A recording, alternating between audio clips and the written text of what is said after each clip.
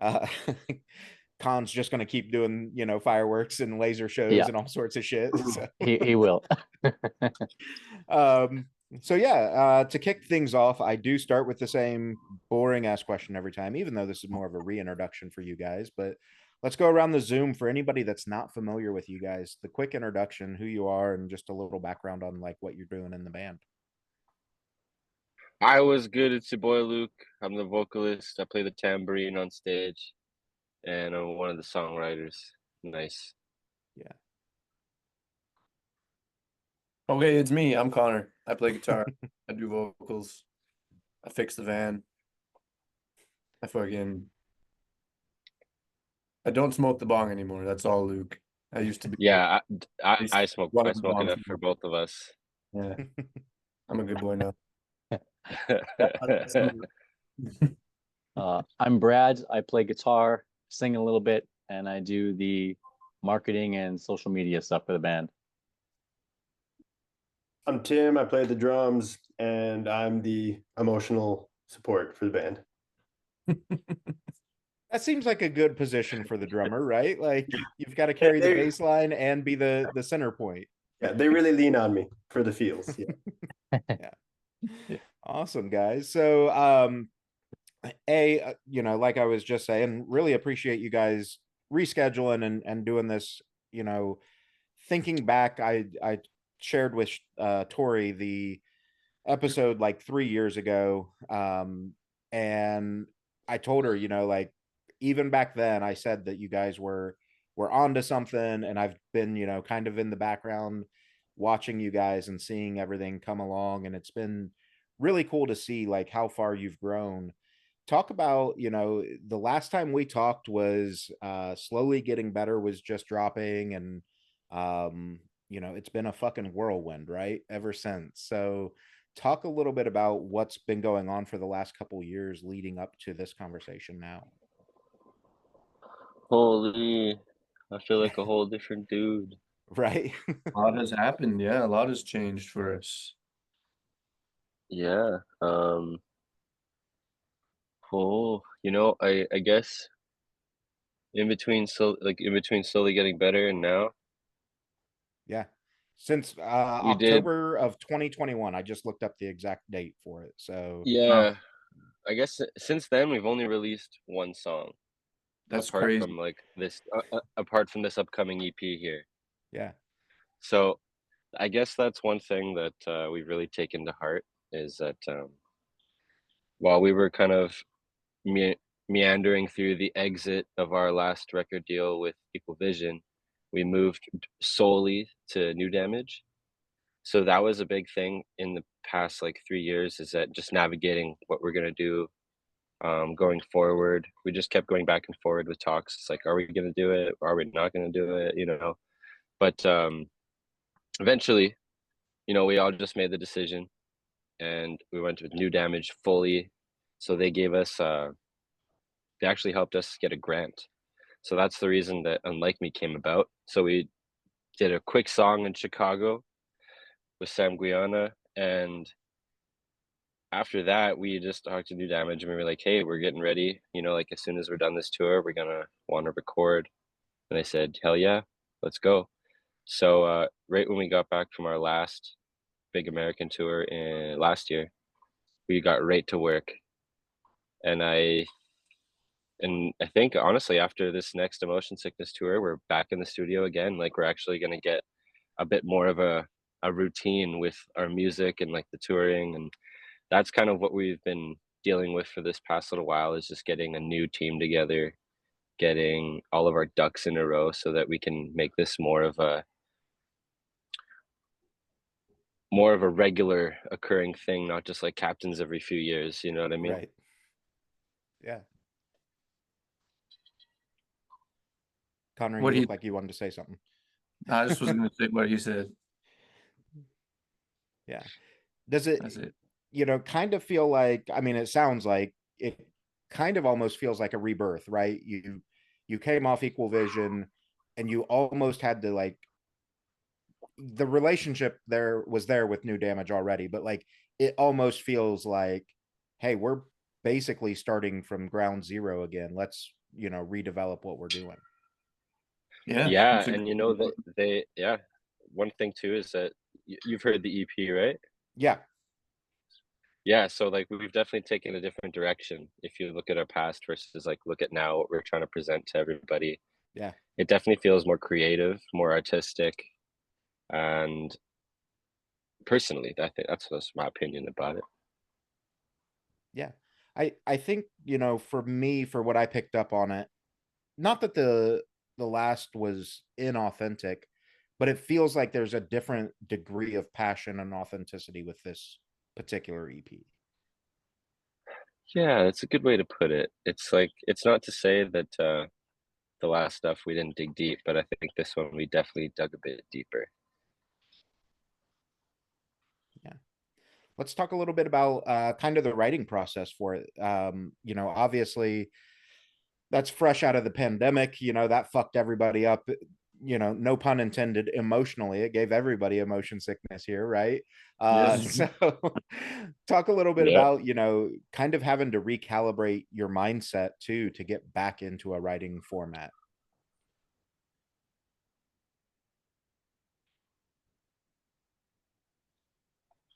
Well,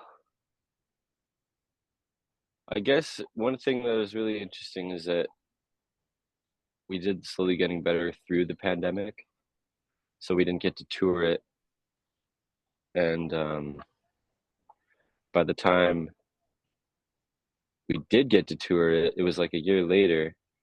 So I think that just knocked the wind out of our sails a little bit. Just but when Brad started to go way harder on social media and we realized, like if we're gonna be in town a while, we better start doing more videos, start building a following so that by the time we can go out again, we have more people to reach. So that was kind of very difficult about navigating through the pandemic, and like once things opened up, when we got to writing again, it's almost like it's been so long since we've written together. Mhm. So like that's that was like something. It's just so interesting when you just come back to something after a while. It's like riding a bicycle, you know? Yeah. It's like when you just get in those vibes, when you just start to dig into the songs, you start to catch the wave. That's when you start to forget about like, like what you've dealt with, and it's just like we're just kind of going forward. Well, he's done. Yeah, and he's off. No, my dog is being a pest. Ah, all good. What about for the rest of you guys, coming back in to, like, I think there's probably a little disconnect. Correct me if I'm wrong. I don't want to put words in your mouths, but like, kind of like what you just said, where, you put out this piece of work, you can't tour on it. Then by the time you do, like, those songs feel so old. It's like, I hate to say it this way, but almost, why are we still playing this? Like, we should be doing something new. Yeah, I think that's probably a lot of a band struggle with that. Like, never mind the pandemic, just recording an album, like writing demos, going through the process, mix notes, getting it mastered, getting all the vinyls printed and CDs made. Like by the time a song comes out, I mean, for us, it's like usually that song has existed for a year and a half, 2 years. So kind of like Luke and I do a lot of we start a lot of the songs and then bring them to the boys. But by the time we're done in the studio, like laying down the tracks, it's kind of like, all right, we're looking forward at other stuff already. So by the time the album comes out and we're supposed to be touring it, it's like you kind of got to sometimes I have to relearn the songs and like figure out how to play stuff again because we just like full steam ahead on new demos always. Yeah. Brad and Tim, do you kind of feel the same way, or is it a little more natural in the bass side of stuff where, hey, I got it, it's the same. I hate to say it because I used to play bass too, but it's the same fucking four chords all the time, right? Like, it feels that way sometimes. I can definitely echo what Connor's saying. By the time we write and release a song, I'm tired of it. I want to start playing new stuff. So it's funny. We're all super stoked to release the EP on Friday, obviously, but by the time we tour it, yeah, each of us will have heard those songs thousands and thousands of times. And part of the it's not tricky is the wrong word, but you know, when you go on tour, you have to play them as if you're hearing them for the first time, right? You got to play them with the same passion that you had when you first heard them. Because I remember when I first heard a couple of the demos from Emotion Sickness, like demos that Luke and Connor sent over, you know, I was so stoked on them. They blew my mind. Loved the songs. I was listening to them every day. And now I've just heard them 10,000 times. So I got to put them down for a little bit. And then when we go on tour, they feel fresh again and you can really emote while you're playing them. Yeah, I think it is an interesting thing because like you want, especially when you're playing them for the first time in front of a certain crowd, right? Like every time you go to a city to play those for the first time again, it's like we have to bring that energy so that they feel like this is not that it's not meaningful to you guys or to them, but you know, you have to amp it up that much more so that it's like, cool, this is the first time for us. Yeah. Yeah. Let's talk a little bit about, you know, Brad, this is probably more in your wheelhouse on the content creation as you guys are developing the EP and working on this content side of stuff to fucking figure out algorithms and shit, right? Like TikTok and Instagram Reels. What's it kind of like for you on that side of, you know, what do we want to put out as content? What's going to be engaging as content? Do we just fucking throw it against the wall and hope that it sticks, or do we plan this? Yeah, and that's kind of like that's kind of been the thing with the whole way, right? Is we've never really had like a here's the game plan and this is what's gonna work, and it's yeah, it's pretty much just throw shit against the wall and see what sticks. So looking back now, I probably would have done some stuff differently, but we're just thankful some of it stuck and we were able to grow our following, and now like lots of the tours that we have coming up and stuff is going to be like the first time where we've been back in these places with like a 10x following from what we used to have, right? So Yeah. it's we're super excited to see how that's going to translate into the different markets and the shows. But yeah, it's been crazy. We're nonstop creating content and trying to keep up with posting and trends, and the algorithms have changed over time too, right? Like stuff that used to work in the early days of TikTok no longer works. So it's been a battle to try and keep up with everything and keep things fresh and moving. Yeah. Well, and I think too, like, especially on the TikTok side of things, it's really tough because the algorithm is just a fucking mess, right? Like, if I post my music stuff, is it going to land in the music algorithm or is it going to find, you know, something else by accident? And what kind of For You pages am I going to hit? Things like that.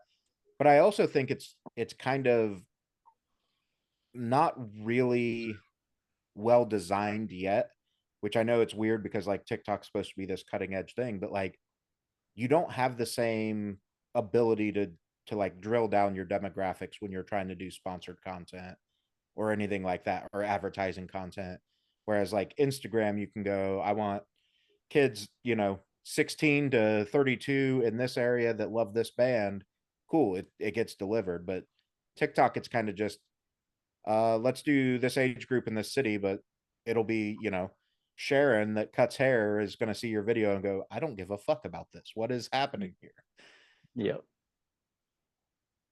Do you find that that's a challenge for you, or are you just kind of freeballing it and, you know, if it hits and we go that way, you know, that route? So correct me if I'm wrong, Brad, but we don't really sponsor posts unless it's like for a tour or the EP. Yeah, on TikTok, we kind of experimented with it a little bit in the beginning, but yeah, like you said, the the the control you had over how the ads were delivered was just so limited that it didn't make sense. Yeah. So we tried it a couple times and then like abandoned it altogether. and we just advertise on Instagram now.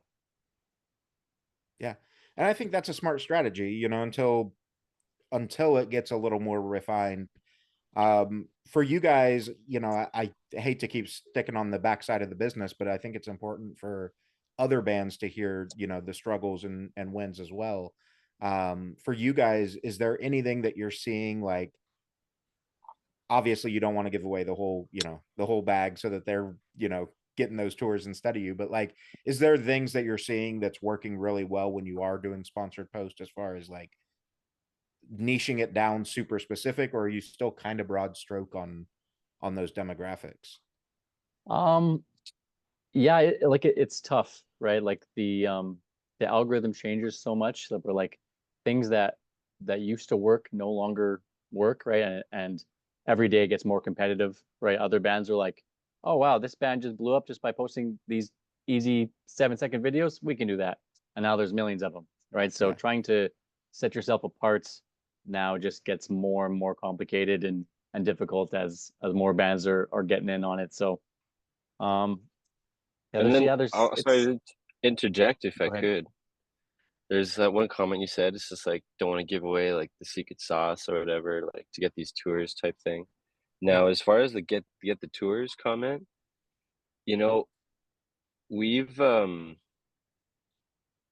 since the beginning, we've always kind of like booked our own tours. Mm-hmm.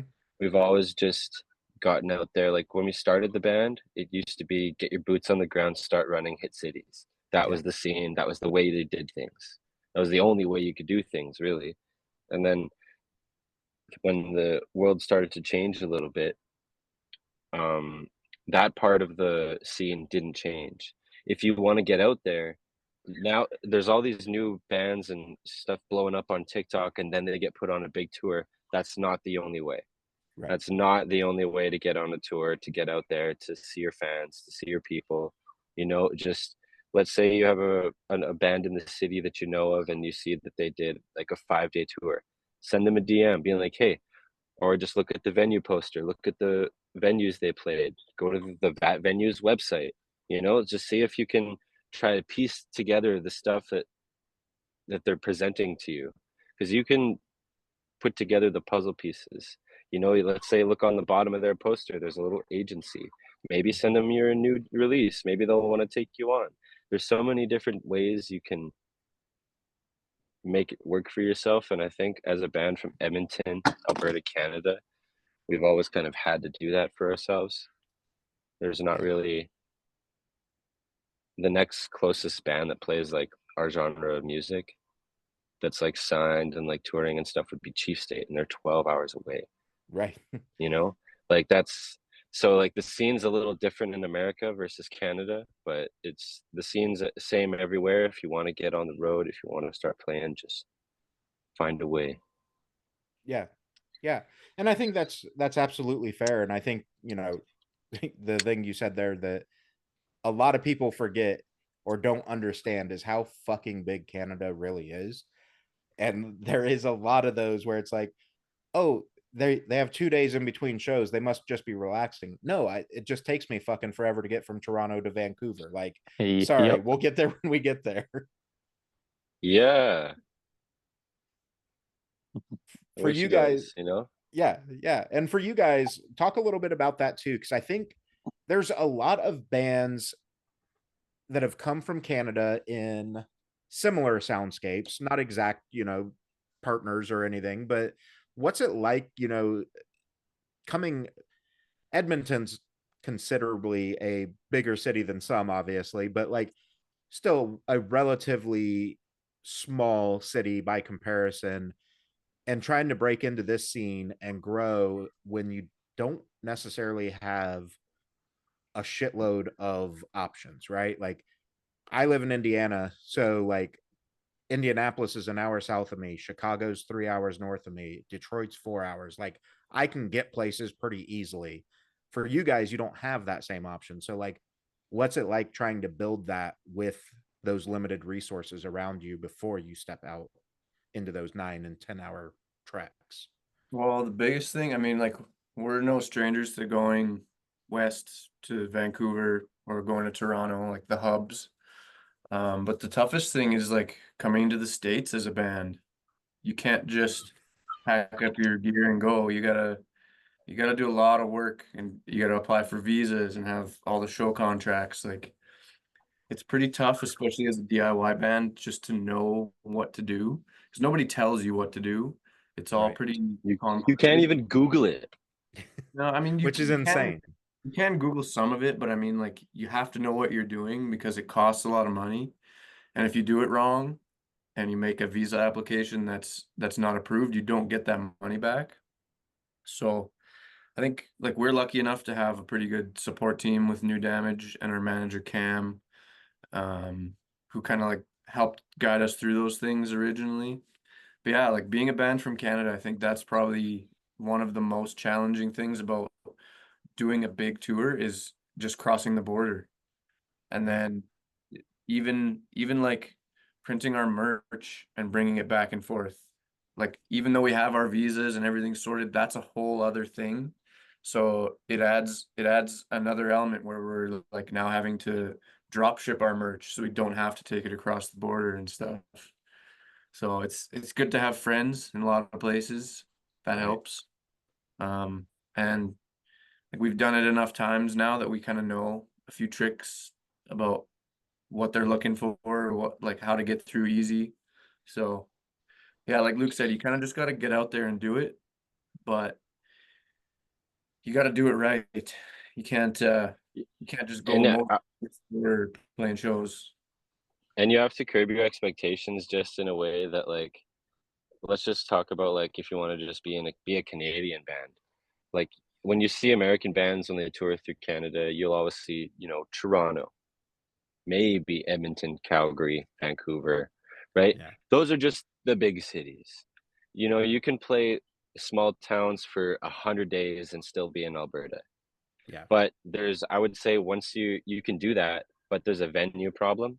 It's that like because live music is pretty much cover bands, bar bands. If you wanted to build up an all ages scene, you're going to be playing an expensive hall in a small town. Maybe get 20 people out. Now you can do that. The second time you come, maybe you'll get like 40. The Right. third time you come, maybe you'll get 100. You know what I mean? But it's just about building it. You just have to stay consistent. You have to make sure that you're hitting all the marks. That's I feel like that's as a Canadian band, you're gonna just do that in America. Like we'll be going back to America for the fourth time? Yeah. Yeah. Like, so just now, like after we've accrued all of this like social media following, we've played lots of places before, we've made connections with venues, people, other bands. It's just that consistency, man. It just stay true, stay going on, keep on keeping on. That's the toughest challenge is that you have to do that. You can't Yeah. just wait by the wayside and just expect to, we're gonna be in alt press, we're gonna make it big. That's not how it works. It's No. never how it works. No. Unless you have a really good TikTok video. Well, and even then, like there's still so much work that goes into it, right? Like the band that comes to mind when you mention just a TikTok video that blows up is if not for me, really blew up on some of their stuff, but they're still out there grinding their asses off to make this work. The exception to the rule would be obviously when Bad Omens popped off, and then all of a sudden it's fucking world tour and we're hot shit. Not dogging the guys at all, like obviously more power to you, success is Yeah, man. great, No, but no. Like, congrats to them. There's a few breakout bands like that. But if you look at these bands, like, let's just like a few of the other bands that blew up off this, like Spirit Box, Sleep Token. All of these bands, they were still grinding it out. Yeah. Sleep Token was in the 200 cap venue with the masks, and Yeah. like blah blah blah, like still hitting it. That's what you got to do. You don't get to live in the castle without living in the cardboard box a few times. unless you're Justin Bieber and that was the one-off situation, like cool. Justin Bieber was still busking on the street. Yeah, He still wanted for it. a long He time. still Yeah. had that dog in him. You know, he's still that dog in him. You know, you gotta want it. You Yeah. got to be ready for when your time comes too. Like you may get an Yeah. opportunity that you're not ready for and could be detrimental. I don't know. Yeah, well, and I think, you know, that's a really good segue, Connor. I think, you know, that's something a lot of these younger bands need to have that discussion, right? Like, are we all bought in? Do we all want that next level? Are we all prepared to take that step if the call comes? You know, like the world sucks and we all need our day jobs, but like, can you quit your day job, or would you be willing to quit your day job to go tour with fucking Nickelback for 6 months? Great Yes, example. let's go. Back Sure. after. Right. Yeah, man. You know Had to what? pick a That's Canadian like band for you too. Yeah. Our you picked the fucking best dream. band. You picked Yeah. Alberta Legends. One thing I'll say about that is that like when I have talks with like some younger bands or bands that are just starting out, like I scare them. Mhm. Like not intentionally, but just with how much I've actually had to sacrifice and put in. You Yeah. know, like there's been, without getting into the brass tacks, but like, you know, like relationships lost, jobs lost, you know, friends just left in the dust because you just can't make time for them anymore. You know, it's all of these things can make you think it's not worth it, Right. but when you just, you know, you got to look at the people you surround you with, and you know they're making the same sacrifices just like you are. And it's like if I think I'm better than, or if I can put it off, or you know being like, you know what, no boys, I'm taking a 2 year hiatus, I'm going to school, you know, Well, like I think I'm sure they'd be proud of me, but I'm sure, but it's just that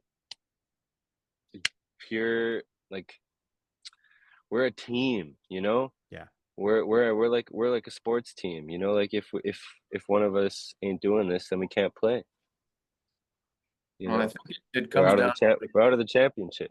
it comes down to why you're doing it too. Like if you're a musician and you just want to play music, like you'll find a way to do it. That's assuming you have the group to do it with. But I think there's people out there who just like want to be rich and famous or like popular. Yeah. Not to say that's like a bad reason, but it's maybe I don't know, the grind and like the long climb up. It's not glorious. Like unless you're doing it for the right reasons, I think you might find it really hard to keep going and like find your reason to do it. Yeah. Yeah, because you know, like it's there's a few moments that we've been lucky to have when we look out in the crowd and there's thousands, you know, like opening up for some amazing bands. But we played a show which is like 0 people at a deli in the middle of Georgia during a tornado warning. We've done that, you know. It's we may do it again, but it's, I just think there's that certain level of we're doing this because we want to do this. Right. We love to do this. We're not doing this for the glory.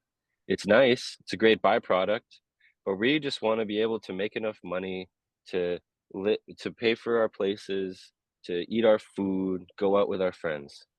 Like go out on the road with our friends. I'm not talking about funding a habit, you know what I mean? Right. But it's just making sure that, you know, we love to do this because we like playing music. We just like that.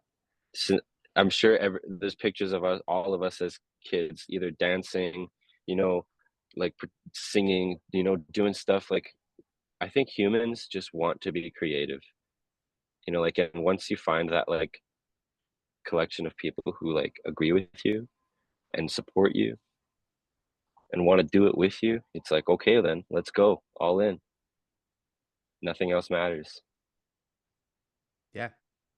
No, I absolutely agree with that. And I think, you know, obviously you guys can speak to this, but that's where those conversations matter and can get uncomfortable, right? Like maybe you have a friend that's like, you know, I think I'd like to play with you guys. And it's like, okay, but here's what that really means, you know, like this is what it's going to take. And now it's like, Ain't gonna lie, that happened. yeah. And it sucks because you feel bad, like, man, they're my friend. I want them in on this, but at the same time, you almost like you definitely have to respect their decision to not, end up joining in or whatever. But like, I think that's where kind of both to Connor and Luke's point, like, I think that's where a lot of bands lose it, right? Is we want to do this thing, but we're not seeing the material success that we thought we were going to see. And it starts to lose that drive because they think, oh, well, if I get my shit on Spotify, I'll be good. Like, turns out you can put your shit on Spotify tomorrow. That's not the goal.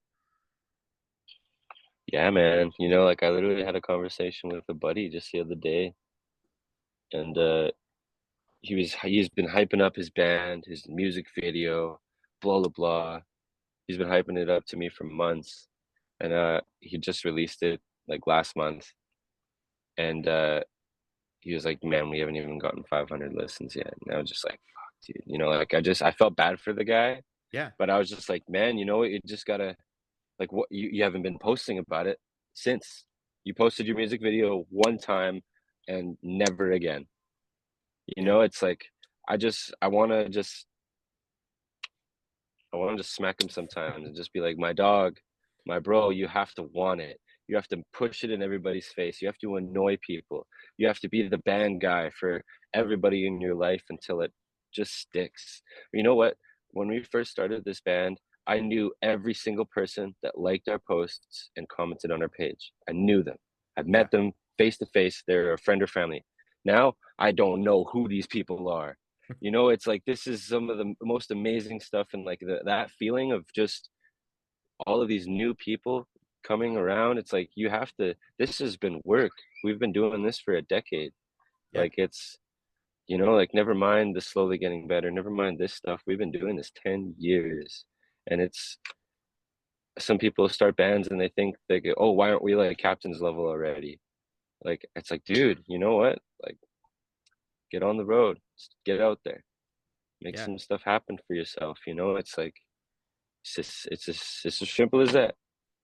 Yeah. I forget who the quote is from, but it's that there's never every overnight success that you've ever seen has never been overnight. Yep, I've heard that. Yeah, man. Let's dive back towards the EP sub. So we got off on a tangent, and that's my fault. But we started talking about kind of getting back into that recording process and things like that. For you guys with this new work, how is the like writing structure? Are we doing lyrics first? Are we kind of putting the songs together and, for lack of a better term, shoehorning lyrics in to fit the vibe?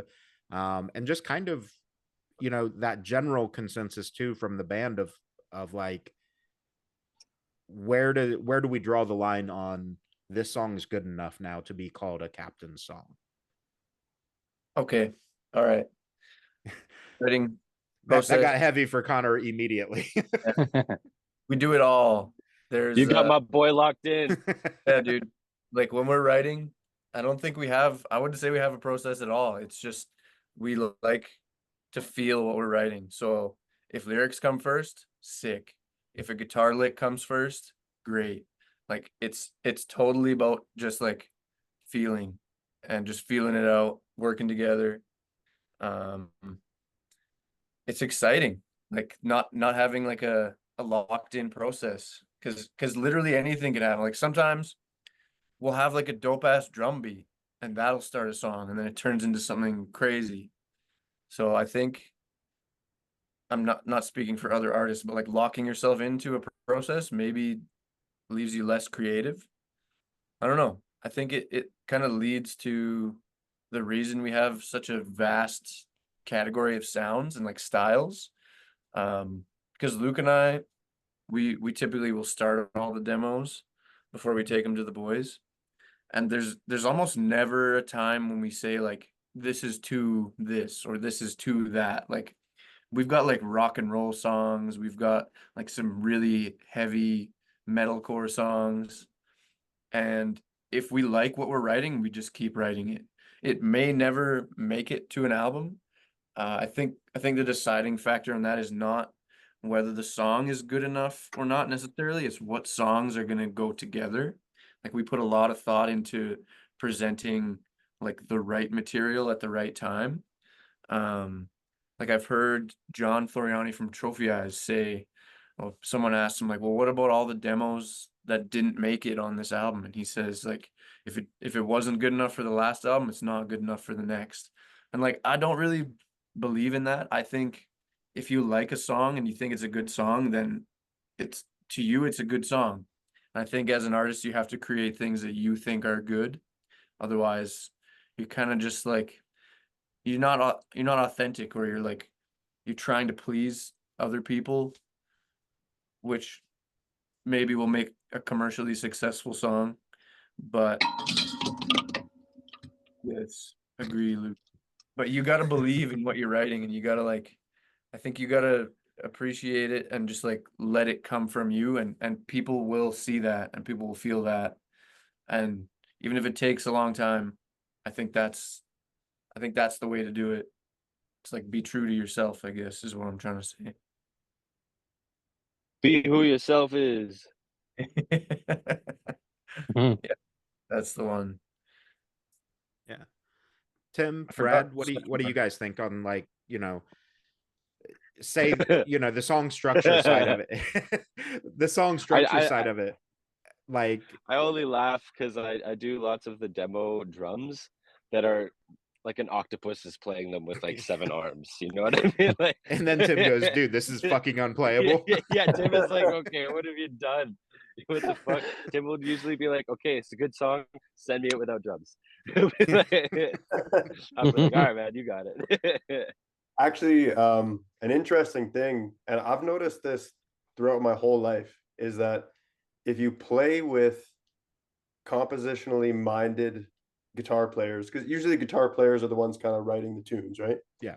So if your guitar players are worth their salt, they're going to write music that just evokes drum parts naturally.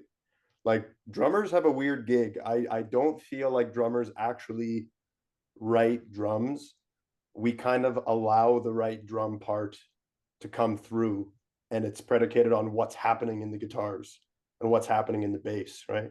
Yeah. I remember being 15 and playing with like a skate punk band, and I had like this epiphany. I was like, oh shit, when my guitar player does a downstroke, that's my kick drum.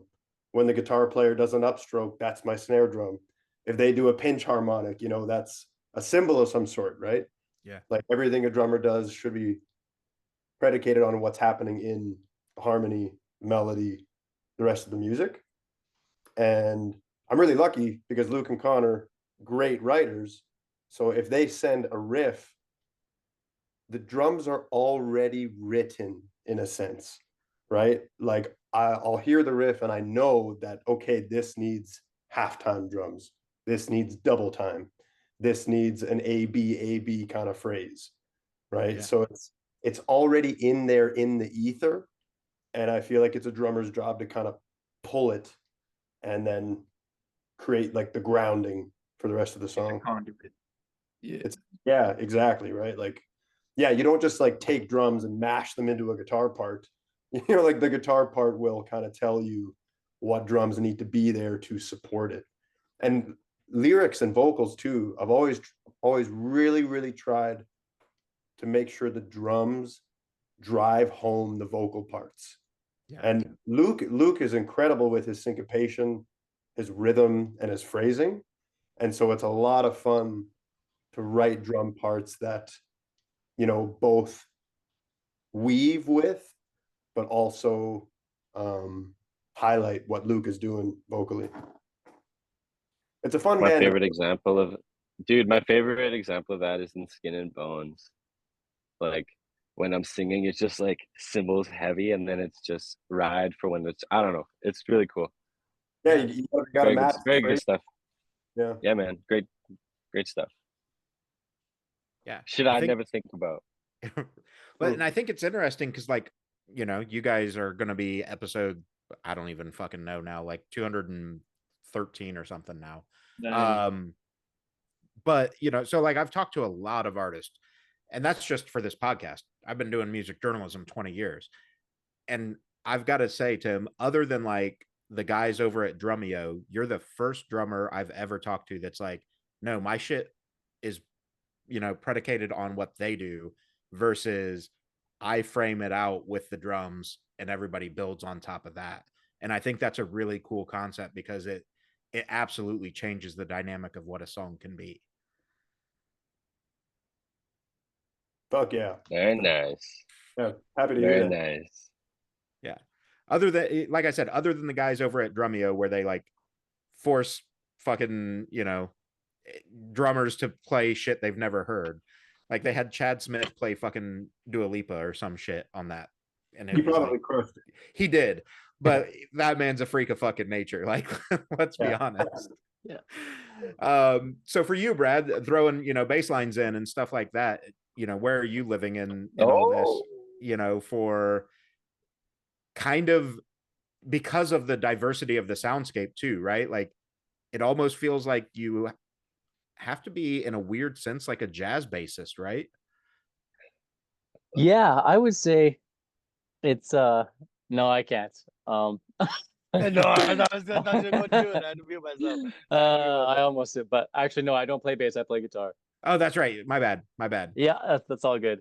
I So was almost gonna play that out and see how far I could take it, but you He is a probably very- would have got like another 30 seconds because it started to click as I finished the sentence that I'm like, hold on, I don't think Brad's on bass.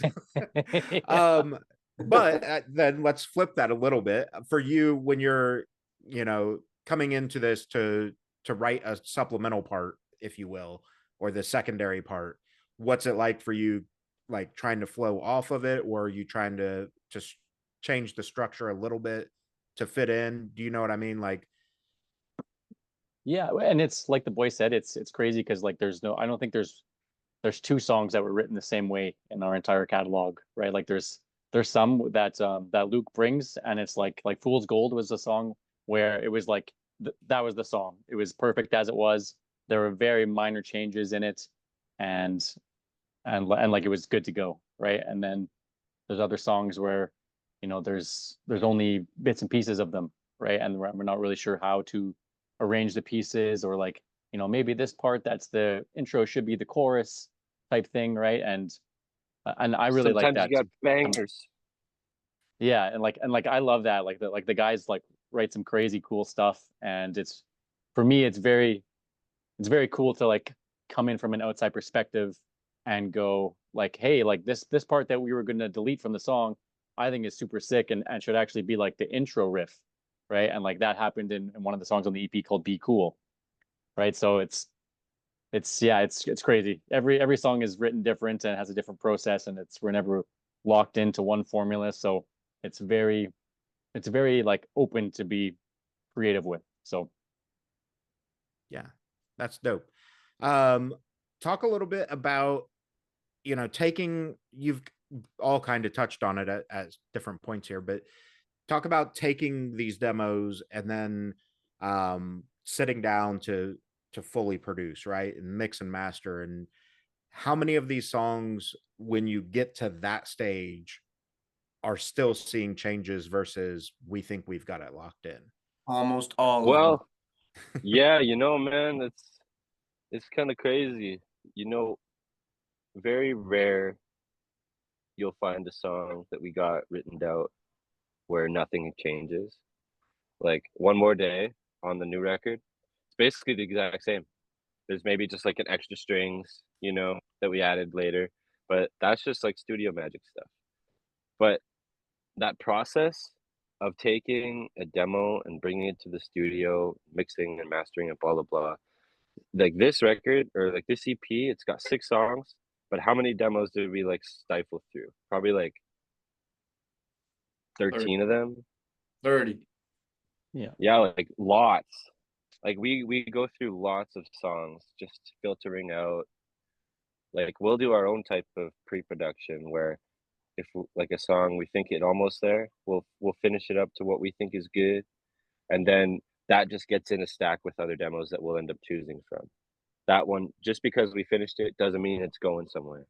Right. It's still got to fit into we're trying to convey with the release as a whole. So that's probably the hardest part, is that when we get into studio times, is that we actually have to say goodbye to a few songs along the way.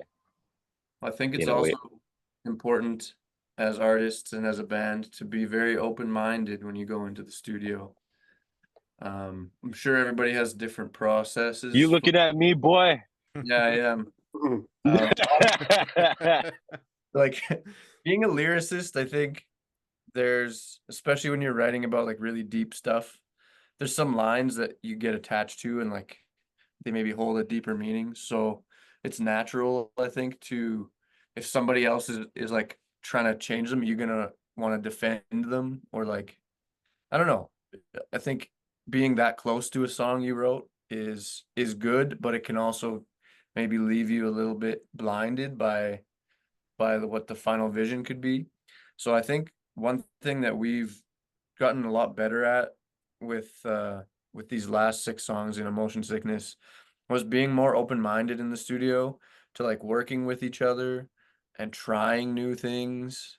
Like my favorite part about being in the studio is like leaving no stone unturned. And like we have some crazy ideas sometimes where you'd never think that something like that could make it into a song. And then it ends up like you end up finding a completely different crazy thing while on your way to like journeying to something else. So, Or you'll uh, completely just destroy a song entirely. or you That's ruin a my song. favorite Yeah. thing too. But I think that's one of my favorite parts is like as a song as a demo is like ever changing. Like Yeah. and even once it's recorded, there's still like we'll go back and listen to the masters and I'll be like, fuck, like I should have put this guitar part in or I should have done this. So I think that's kind of cool. But also I love like setting a song in stone in the studio because you can make changes on a song forever. And Yeah. maybe it makes it better, maybe it doesn't. I think it just makes it different. But what's really cool is like when you have a day to do a song, depending on how your schedule is in the studio, if it's like, okay, guitars are going to be done today, then like whatever you do that day is how that song will exist for everybody that's going to hear it. Because up till that point, it's just the 4 of us, our producer, our manager, like a few people have heard it. And we're really close to it. So I think it kind of sounds different to us at that stage. And then once we lock it in, we record it, we finish it up, we forget about it, we go on to writing other stuff, and then we get like the final masters back, like maybe a month or 2 later, and we haven't listened to that song in that time. It's really cool to go back and hear what the final thing was because a lot of it is like the demo that you've worked so hard on for so long and like we're so attached to, but then there's all of the spontaneous studio magic that happened that day. And sometimes you don't remember some of the things that you ended up finding in there, and then hearing the way it all comes together is like probably my favorite part about being a musician. Other than playing live for people, but Well, that's a whole different, that's a whole podcast in itself, right? Like, yeah. what's kind of the final test for you guys? Are you like, does it have to pass the car test? Is it just a loud room test? Is it, the headphone test? Because I think that's really interesting for the variance of every band that like it depends on the genre. I think for a lot of the bands that I talk to, like a lot of my metalcore bands, it's the loud room test. Well, I'm going to say something that may be controversial. Everything sounds good when it's loud. Like that's not a fucking good test. Yeah, Put it in the car, put it in the headphones. That's a test. all of the above. We're very particular when it comes to our sound. So as soon as we get a mix back or a master, it's like, okay, AirPods, listen to it off your phone, listen to it through. I have like these really nice Bose headphones that cost $400. Like Listen every to it on medium, AirPods. yeah, every medium you can listen to it in, I think is and depending on who you have mixing your stuff, a lot of those guys will if they're like really professional will do that themselves in the mixing process to make sure they're not missing any frequencies or like making sure that it sounds just as good on an iPhone as it would on like a $3,000 home theater system. So yeah, we're super picky. So we do all of that stuff. My That's mom's gotta hate it. My brother's gotta love it. hey, those are good tests too, right? Like you have to know where the fan base lies. That's funny. Yeah. I feel like though that's a lot of like this genre, right? Like obviously your parents support you for the most part, especially as success comes. But like you don't get into pop punk, post hardcore, anything alternative without the parents being like, "Are you fucking sure that this is what you're gonna do with your life?" Yeah. Unless they were in bands and they like, you know, unless they were there, then I would Yeah. say that for sure. Because my parents say like, I didn't even listen to alternative music until I was in like playing Tony Hawk's Pro Skater, dead Yeah. ass. Like I was playing SSX too, SSX Tricky. You know, like this all basically video games shaped my music taste, and for some reason in the early 2000s they were just throwing bangers on there. Dude, I I remember mean, hearing Rise Against, Finger yeah. 11, you know, The old Billy school Talent. Madden soundtracks were insane. Yeah, man. Yeah. Yeah. See, I Need for never Speed. gamed much as a kid, and I was a classic rock kid, like I still am, but I never listened to like emo music or pop punk or anything until I met Luke. He showed me first, showed me And then my first. immediately you were like, "Cool, I'm gonna go hate myself for a little Gonna while," go ruin right? my Like, life. Yeah. No, I think that's what's funny though, is like I even today, like all these years later, I don't typically like put on pop punk or bands that you'd consider like similar to us. I listen to like classical and jazz and rock and roll, but I love to write. It's just like I don't put myself in a box when I write, and that's just like what I like to write. It's just it is what it is. Like so be it. It's pop punk or emo or whatever. And I'm just writing like whatever comes to my mind.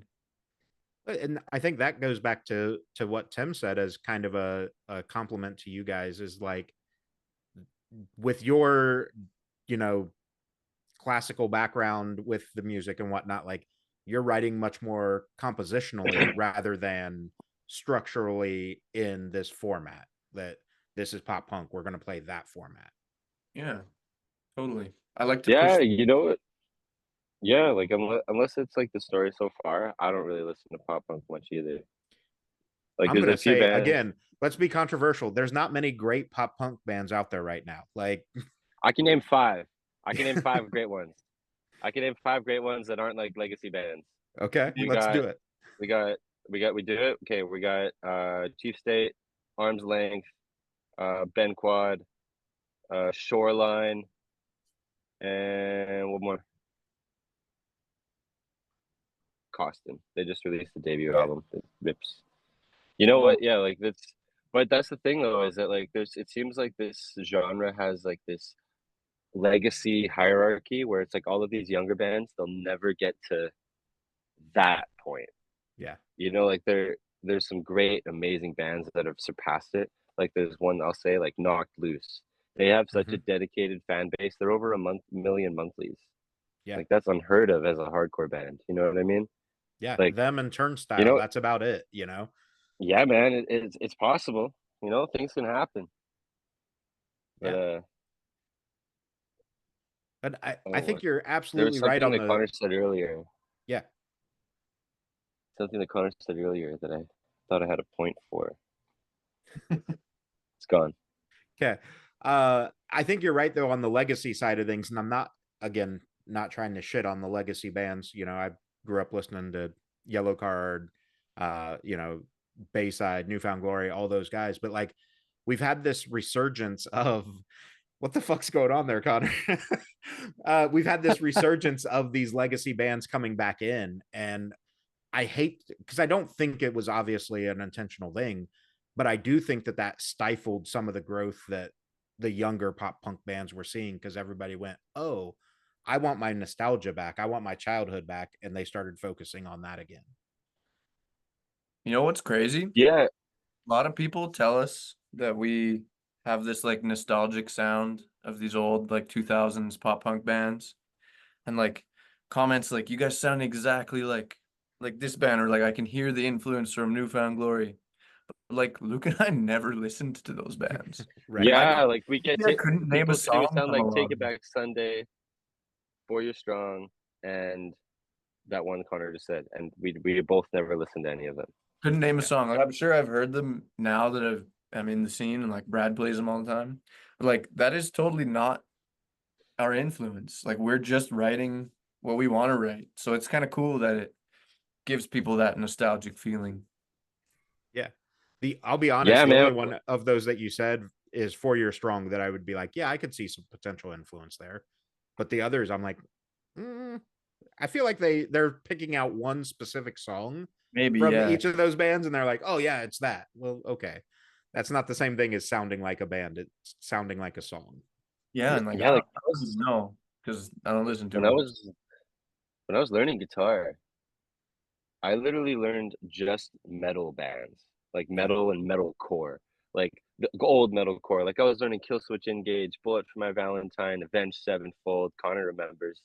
I used to go over to his place because he had a loop pedal, and I used to just sit there with his loop pedal and just like do Avenged Sevenfold harmonies. Like all, I remember he's Made probably like, unholy "What the fuck?" confessions Saved on until that. people wanted to put their Yeah, head in the man. wall. Yeah, man. Second heartbeat. You know, like I was hitting all the oldies, but I think that that influences our style too. Is that we've always never strayed away from being a little heavy.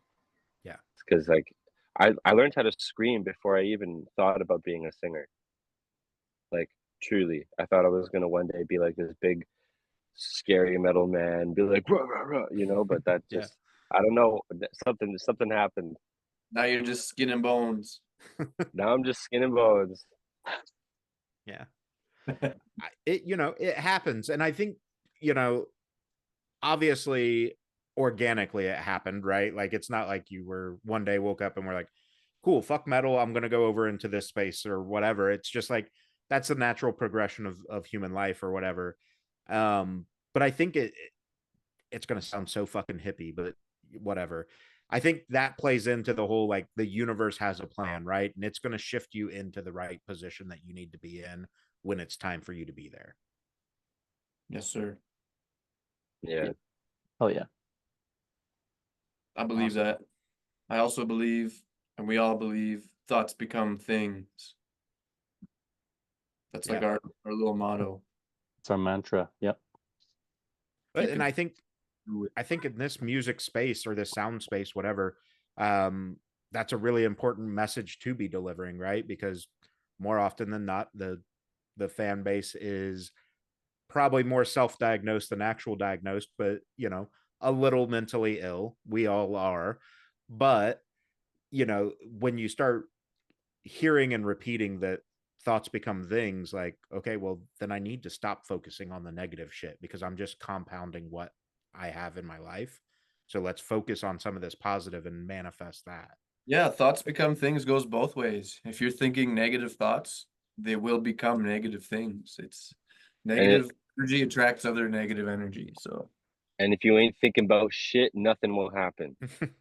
yeah, So yeah, sometimes it's good to just space out, right? Like get the fuck out of your head and just exist. Yeah.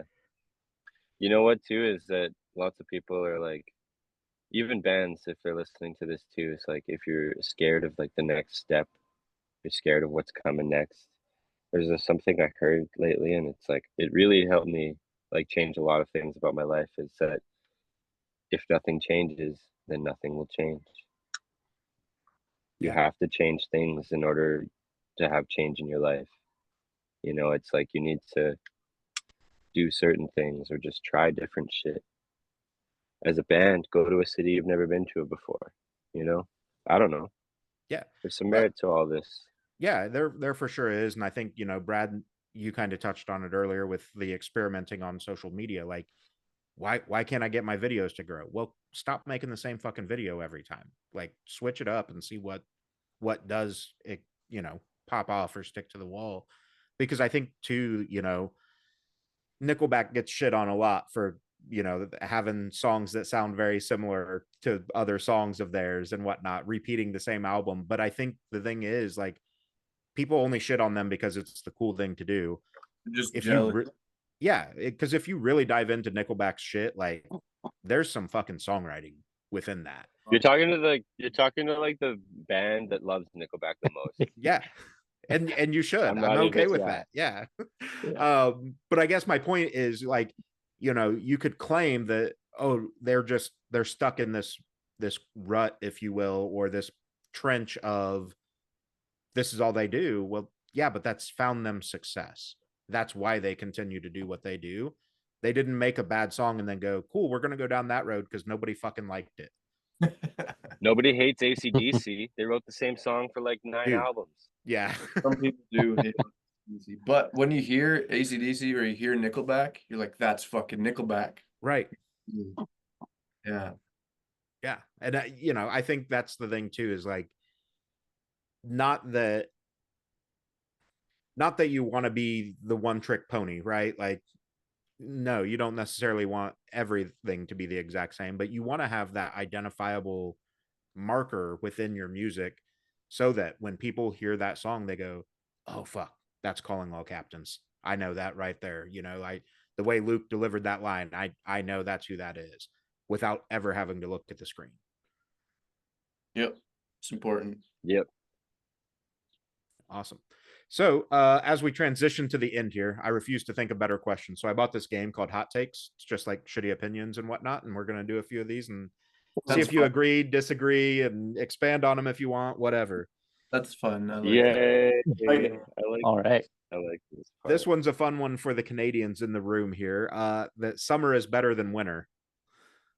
Oh, Yeah. absolutely it is. False. I don't want 100% 9 months of false. winter. Oh my God. Bird I agrees. hate summer. Yeah. Okay. Is it too hot for you, Summer's Luke? So hot and sticky. We're weird. We're weird in Edmonton here. We get now we're in like Celsius, so I don't know. I don't know what it is in Fahrenheit, but like we get They down. can get to 90 degrees up here. It's Okay. currently like we're going through a heat wave where it's like 90 degrees, but then in the winter we get down to like -40 Fahrenheit. So we have like 100-degree difference. Yeah, that's Hmm. fair. It gets up to around 100 here in Indiana in peak summer. Like just, I think yesterday it was like 90, 92. With wind chill, we've seen, you know, the negative like 30s and 40s, but it's Yeah, you know rare. how it is. Yeah. Yeah. It's Well, crazy. It and With it's nuts too because you always have those assholes that are like, oh, like I wish that it was 90 degrees, and then 90 degrees comes and you're like, no, fuck you, man. Because here's Yeah. the thing, like I would rather be cold than hot because I can only take so many clothes off, but I can put more blankets on. I can turn the heat up, like I can get warm. You can't cool off at a certain point. It's just fucking miserable. I think I'll Yeah, still the only way. take the heat. Well, lucky for you. Luke. No, not me. Not me. I work outside and it fucking sucks to work in the cold. It's better I to work in the mean, heat. that's absolutely fair. That's absolutely fair. Let's go with the government is spying on us through phones and computer cameras. And Of birds. course, we all know this. And White House birds. is in on this call right now.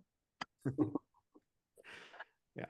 I made the joke the other day. I was talking to a buddy at work and I was like, so between you, me, these four walls, and the FBI agent listening on our phones, like this is what's going on. Like, fuck them. Yeah. I do. Yeah, I think I love it's the joke.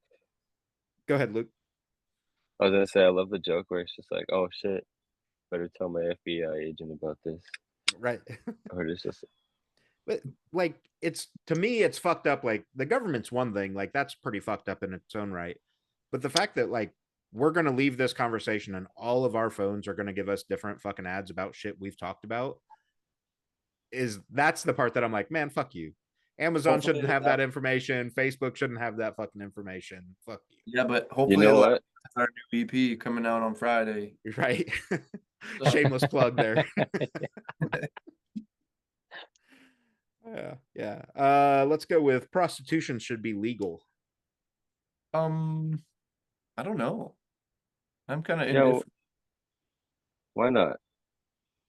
Sure. I mean, yeah, I guess if you want. Why not? I think drugs should be legal too.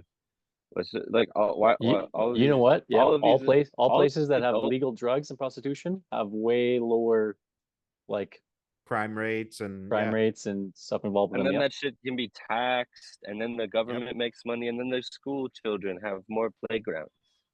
Yeah. Do it for the kids. Come on. Yeah, Back. man. Let's go with peeing in pools is gross. How big is the pool? It is. It How many is people unless are in it? it is unless you do it. That's Yeah. fair.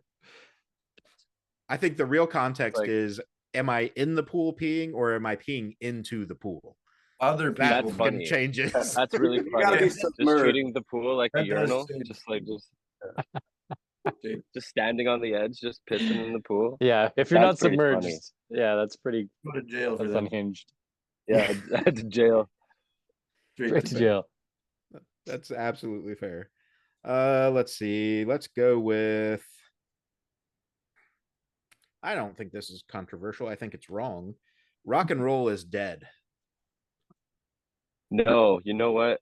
It'll never die. Rock and roll isn't dead, but it changed. It's Rock and not. roll is in See, your soul. yeah, I would say rock and roll is like, as far as guitar solos and like dudes with long hair on stage, that's dead. Right. You know, like you've been that's I don't think days that. of I don't old. think that is dead. Well, okay, classic rock guy. But what I'll say is that like the people that are pulling in the rock crowds of old, they're either were rock stars back then, or they're these brand new rap, hip hop, and pop artists. That's what I was gonna say. I think the lifestyle is what's changed. Like the rock and roll lifestyle of like partying and doing drugs is now like what hip hop artists do. But Well, being isn't a that still band- partying and doing drugs? yes, but being like a band, especially a band Yeah. growing up in the current climate, like you can't be doing crazy shit like that. You got to be a respectable, professional. You know, you can't be fucking doing all that.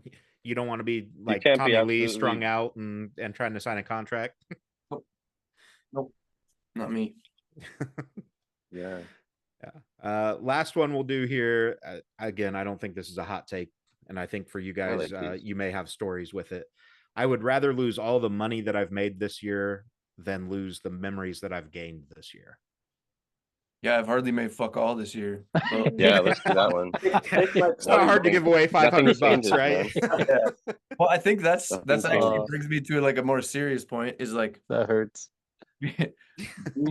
doing this for so long and like still being a relatively small band. Like family members will often ask me like, "So when are you gonna make money from it?" And it's like, you know what? I do want that, and like it will come in time.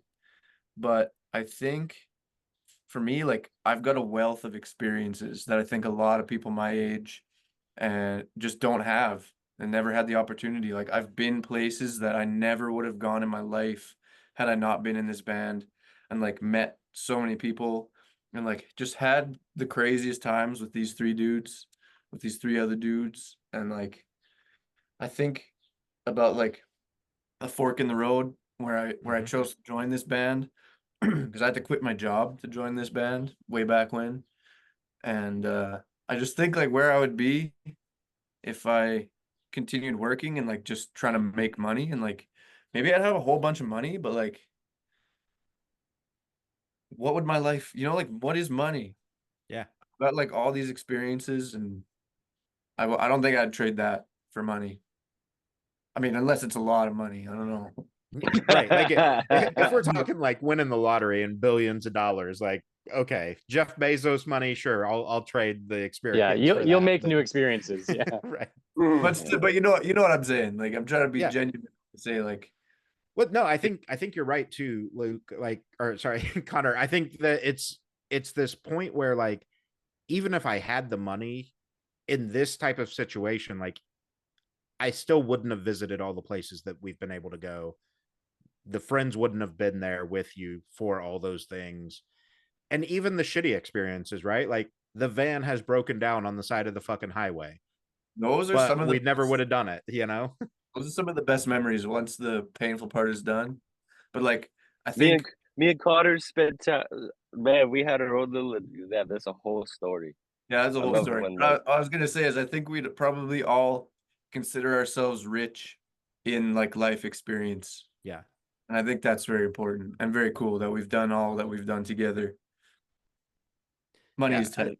Money is tight, but it is because we live in a capitalist world. Let's be fucking honest. Like, but I did see money, a meme or a quote the other day that said like, "There's no reward for being the richest man in the cemetery." Like, cool, oh, you had money, whoop de doo. yeah, fair, yeah. yeah, man. Yeah, man. You know what, too? Like, how many people can say that they were out with their best friends and some dude who lived in the car with his rabbit offered you some acid? You know, like Doesn't even sound like a real story. That sounds like Fear and that's a Loathing in Las that's a Vegas. that's a real I story. It's believe a real you. story. Yeah, but It's a real also story. to add to that story, if that ever happens to you, take the acid. We 'Cause didn't that'll take never the happen. acid. That'll never happen again, and you'll think about it Yeah, all the time for Does it? the rest of It still your life. haunts Yeah. you guys that you didn't take the acid from the Rabbit Man. well, you know what? Like, it's Connor and I do most of the driving, and like we back up the trailer and Not on whatnot. acid. You know, it's just, but not on acid.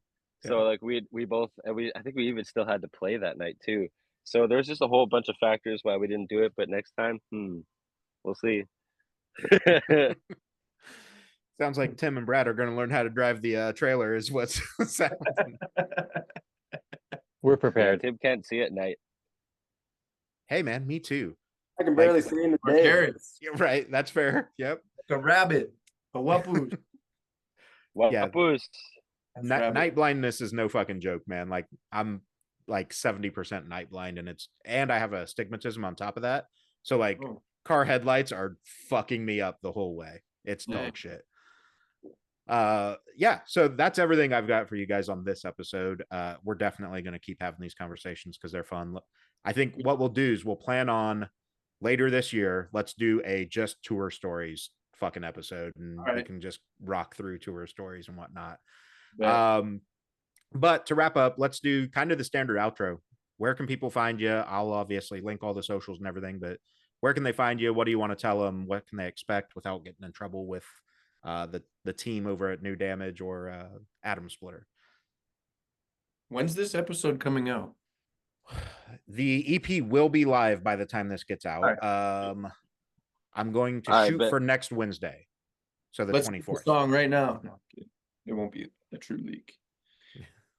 Hey Brad, hit him with the shit. All right. You can find everything you need to find about us at www.callingallcaptainsband.com. That's got it all. And yeah, by the time you're hearing this, our new EP, Motion Sickness, is out. Thank you for picking it up or checking it out. And we'll be touring the US this fall. So we're looking forward to getting back in the States and hope to see lots of new faces out there. Yeah, where are some of the places you're going on that tour? Are you going to be in the Midwest at all? Oh, dude, here, I'll pull it up. It's Oh, crazy. dog. It's like All right. Toronto to New York to California, the whole. Seattle, Portland, San Francisco, Fresno, Anaheim, Vegas, Salt Lake, Boise, Spokane. Then we do some Canada shit for our Canadian people. And then Right. we're back to the States: Minneapolis, Milwaukee, Chicago, Detroit, Pittsburgh, York, Chesapeake, Baltimore, Philadelphia, Brooklyn, Boston. And then we're back to Canada, Montreal, Hamilton. Yeah. So Awesome. sweet. Chicago's only 3 hours away, so that could definitely fucking happen. Cool. We'll see what's going on at that time, but no, that's dope, guys. Like I'm stoked for you. You know, I've been kind of that supporter in the background, like I said, since we did this 3 years ago now at this point, which is fucking insane That is to great. even think about that.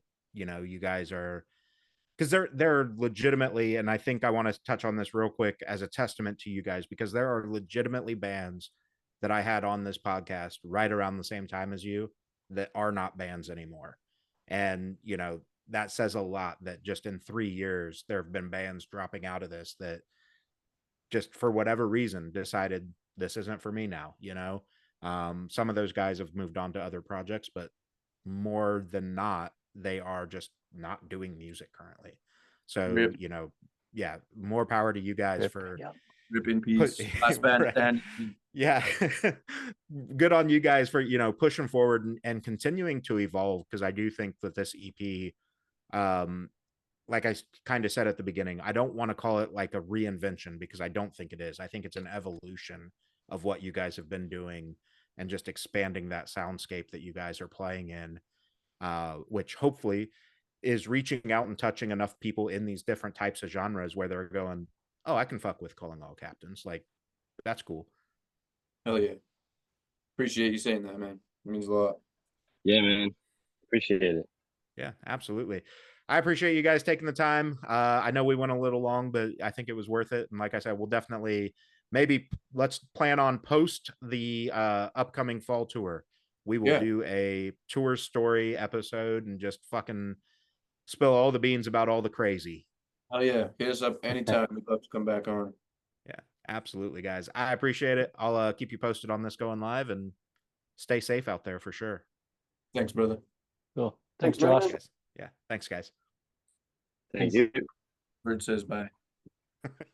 See you Top of the morning.